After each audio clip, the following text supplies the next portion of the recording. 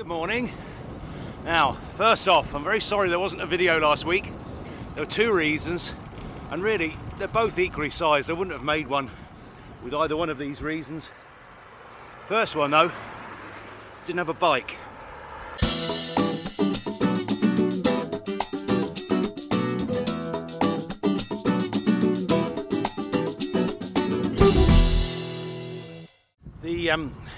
The cable to the rear derailleur snapped.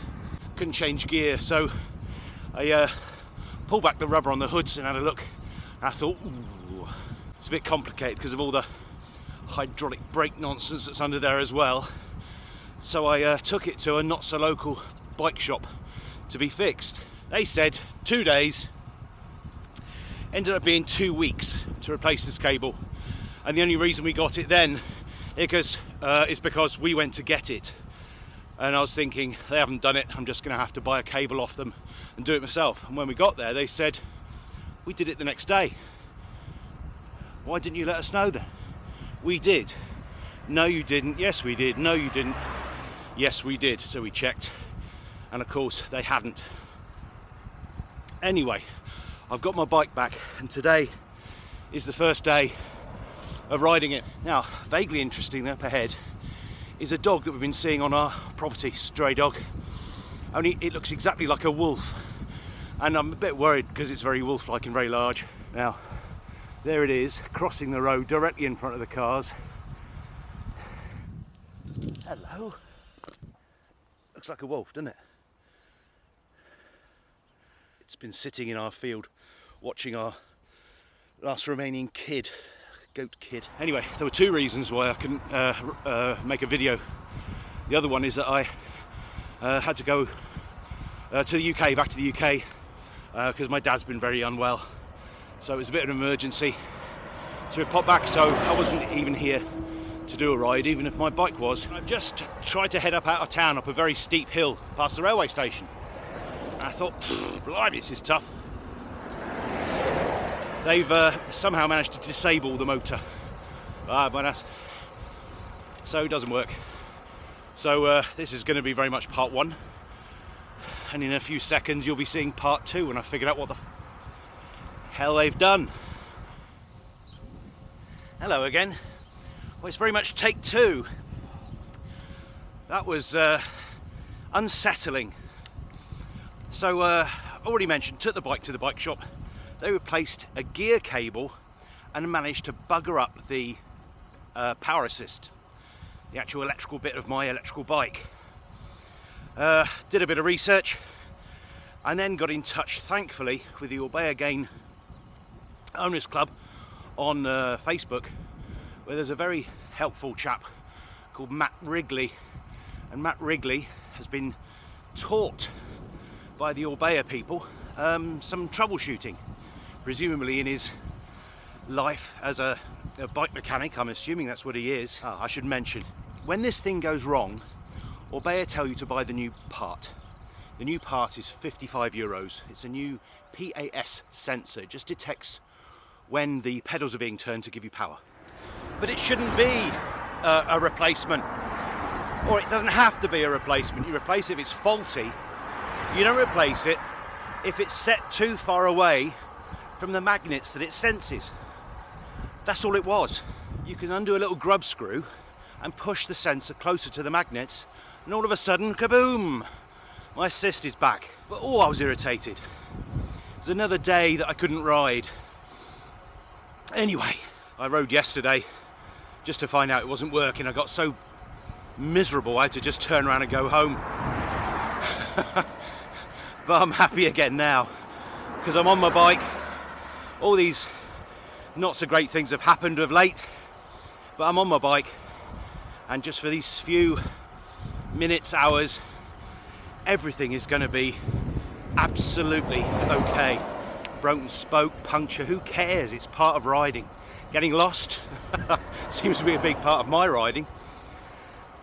Anyway, there's a few things I wanted to talk to you about, and the first one, if I haven't already done too much already, is that this isn't going to be one of my usual adventures.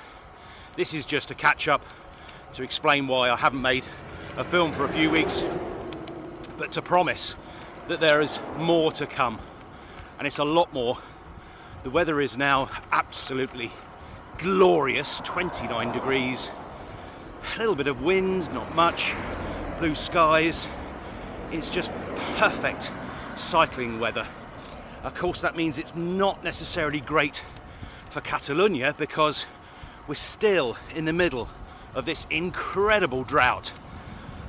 I had to go back to the UK. I'm in the plane, I look out the window. All of the reservoirs that we passed over were empty. It's now featured in British newspapers. They did an article on a place not too far from here near Lleida, and they grow crops using a reservoir that was built in the 50s. The reservoir is bone dry. They can't water their crops. They're going to lose their crops this year. In the Priorat, where we've been many times, they've been growing vines there for hundreds and hundreds of years. But this year could be the year where Priorat wine, we won't die out. It'll be much reduced. They'll obviously try and save their prime vines one way or another. I bet they'll be carrying water up to it. But there's restrictions on water for anyone who has a meter. For agriculture, it's cut by 40%. Industry has been cut by 15%. But looking at those reservoirs from the plane, I can't see how anyone has got anything. So the trip back to the UK was quite upsetting, mostly because it was to go back to help my mum with my dad, who's been pretty poorly.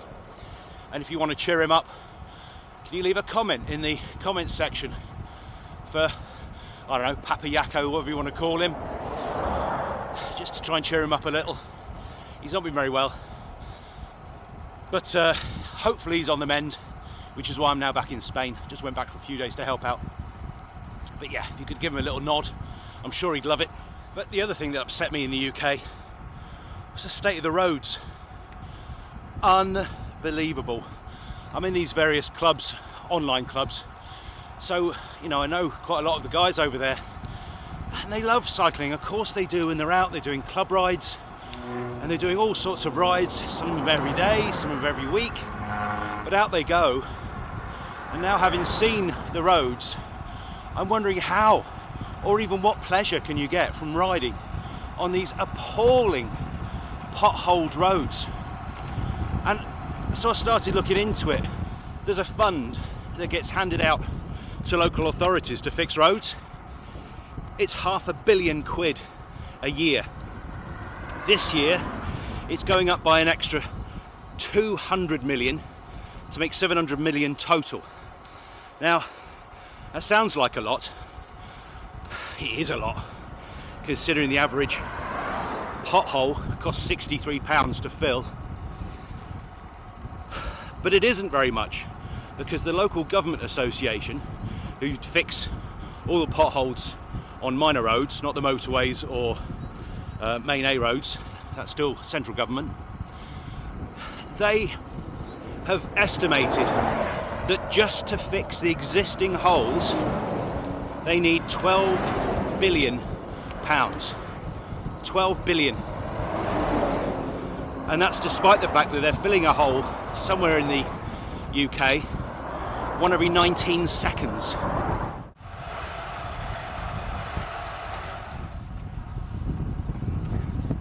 There was some sort of water leak that caused a slight cave-in, and so they've repaired that part. We're not there yet.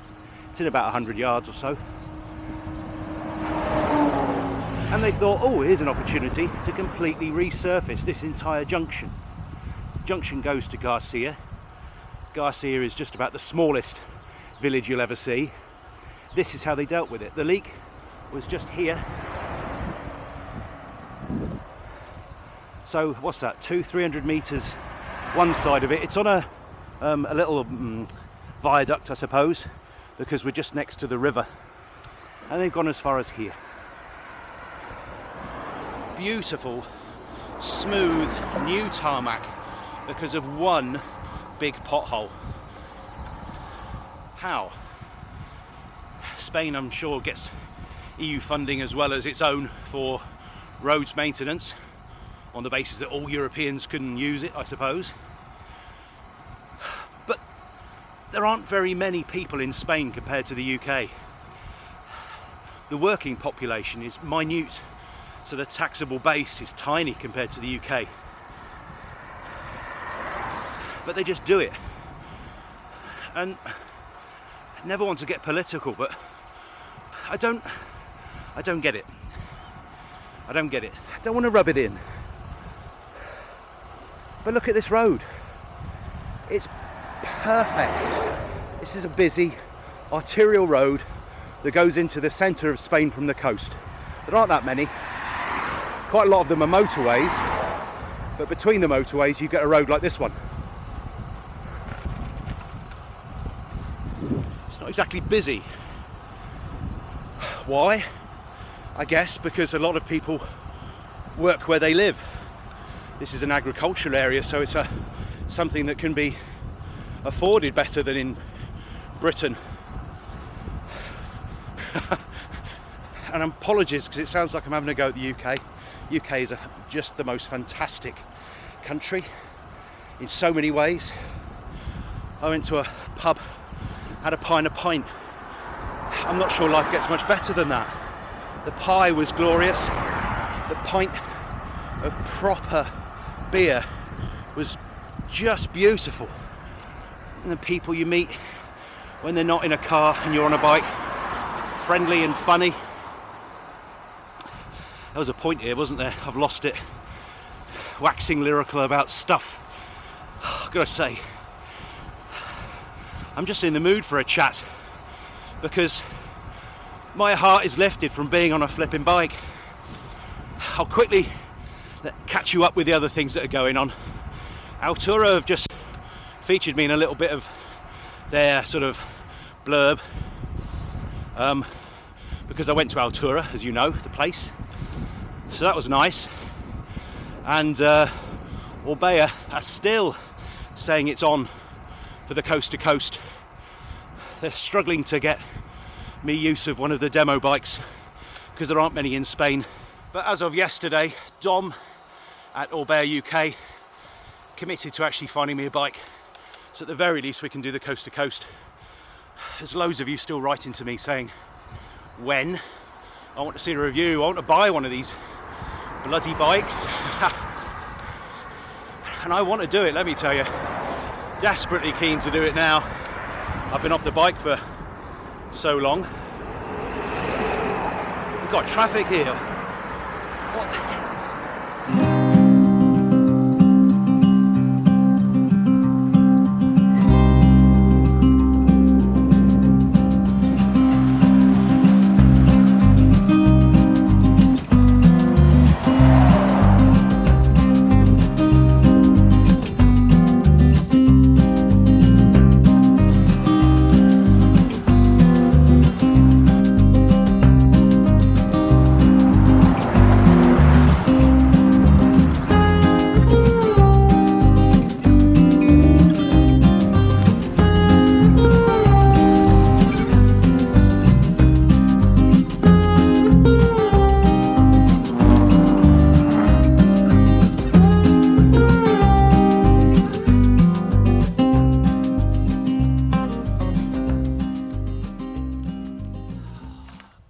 Cycling is pure, unadulterated joy.